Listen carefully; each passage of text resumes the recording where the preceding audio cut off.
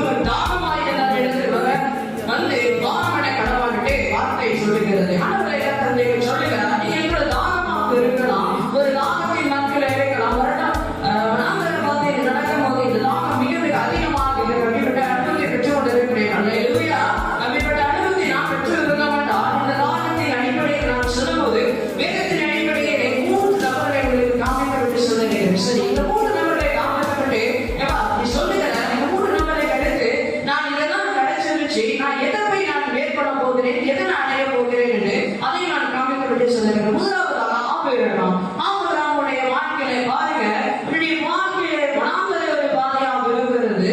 ஈசாக்கு அவருடைய ஏக சிநேகிதன் என்று பாராமல் கர்த்தருக்கு ஒப்புக் கொடுக்க வேண்டும் என்று கர்த்தர் கேட்ட உடனே அவன் கர்த்தருக்கு செவி சாய்த்தான். அந்த